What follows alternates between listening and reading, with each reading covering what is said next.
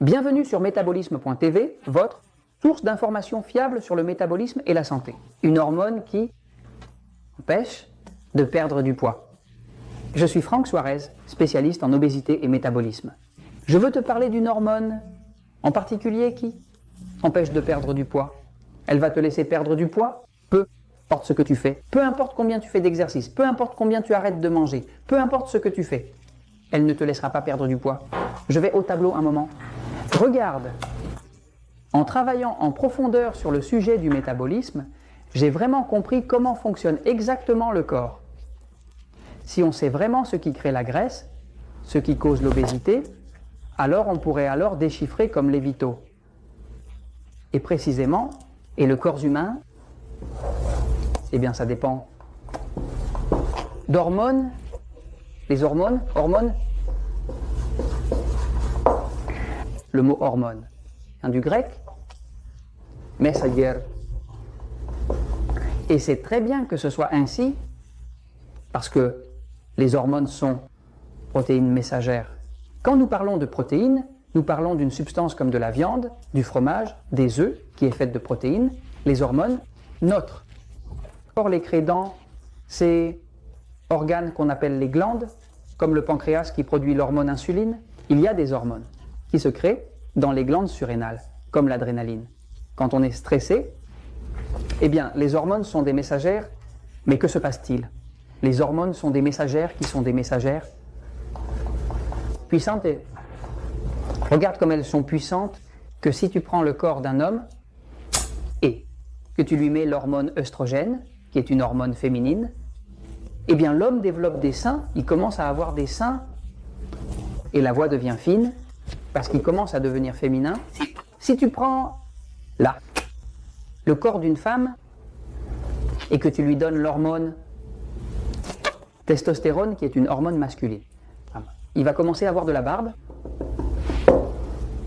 parce qu'elle donne des ordres au corps pour qu'il fonctionne comme s'il s'agissait d'un corps masculin. Donc, quoi qu'il en soit, il n'y a rien de plus puissant dans le corps que les hormones. Eh bien, toutes ces personnes qui sont au régime, qui commencent un régime et qui le rompent sans obtenir de résultats, et qui font de l'exercice et tout le reste, sachez qu'il y a une hormone en particulier, une qui ne vous permet pas de maigrir.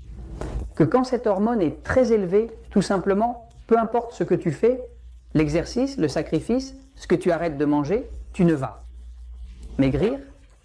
Quand un corps prend du poids, devient obèse, eh bien la personne, souvent vouloir le ramener à la normale, l'hormone qui, en fait, ne permet pas de maigrir s'appelle. En réalité, en effet, cette hormone, insuline, et maintenant, je ne parle pas des diabétiques, je parle de toi. Toute personne qui ne peut pas maigrir facilement, c'est tout simplement parce qu'il y a trop d'insuline. Pourquoi je sais ça?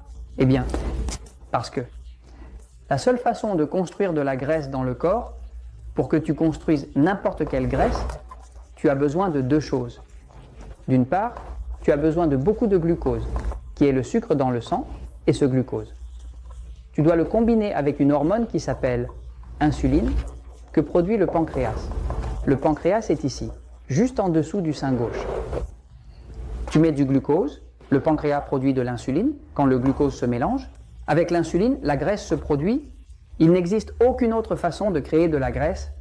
Tu peux manger toute la graisse que tu veux et tu ne pourras pas créer de la graisse à moins que tu aies de l'insuline. Tu peux manger des choses les plus grasses que tu penses, du sucre, et si ton corps n'a pas d'insuline, il ne peut pas créer de graisse. Donc, de la manière dont le corps fonctionne pour produire de la graisse et prendre du poids, tu as besoin crucial de l'insuline. Maintenant, que se passe-t-il pour beaucoup de gens? En d'autres termes, la façon dont le corps fonctionne pour produire de la graisse dans le corps et pouvoir prendre du poids nécessite nécessairement de l'insuline. Alors, que se passe-t-il pour beaucoup de gens? Beaucoup de gens souffrent de ce qu'on appelle la endurance.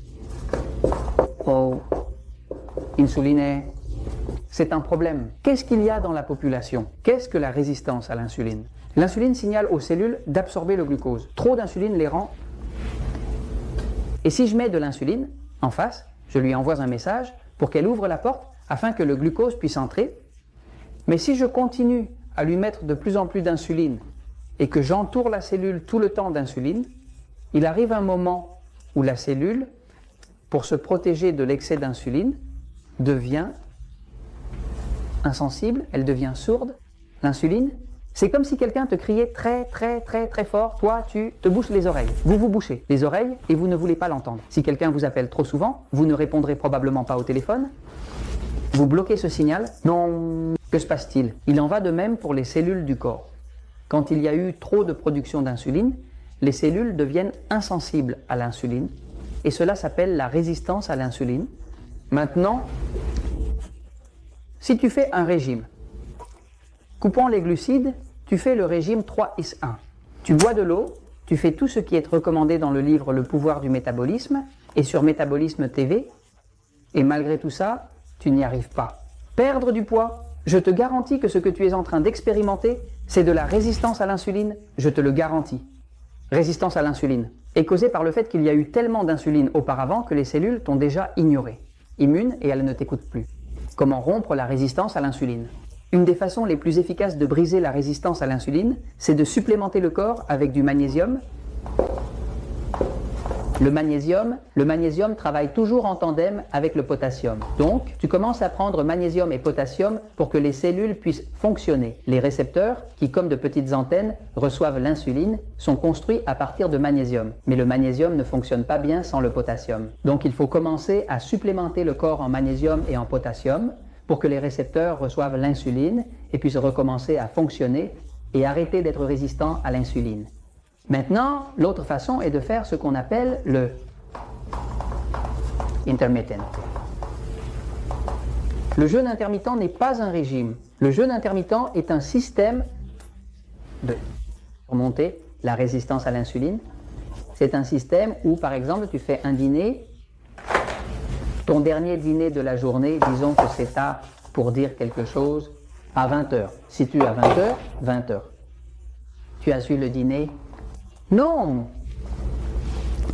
À 8h du matin le lendemain, tu as déjà 12h. Donc ce jour-là, tu évites petit déjeuner et tu vas essayer ici il y a 12 heures.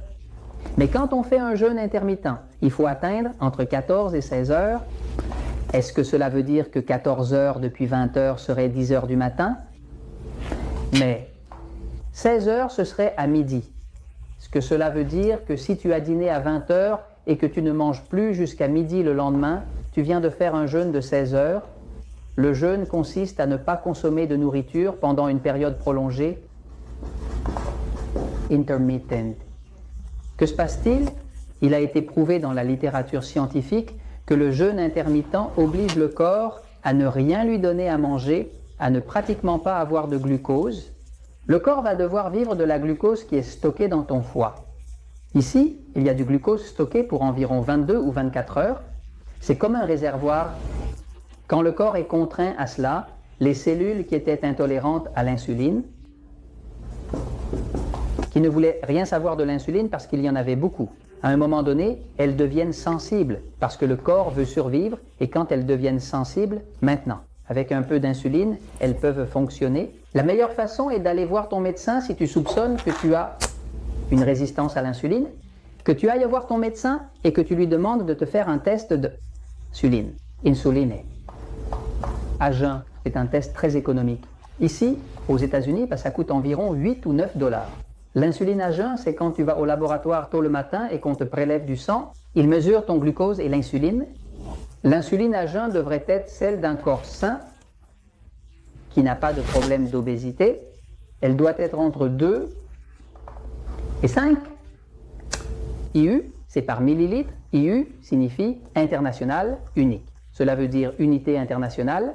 C'est la mesure utilisée par le laboratoire. Entre 2 et 5, ce serait sain, tu n'aurais pas de résistance à l'insuline, mais je te garantis que c'est très probable que ça te donne haute.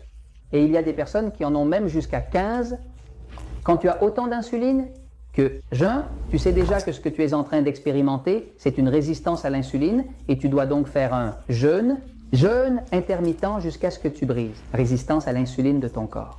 Je te dis ça parce que je l'ai essayé, parce que je sais que ça fonctionne et parce que la vérité triomphe toujours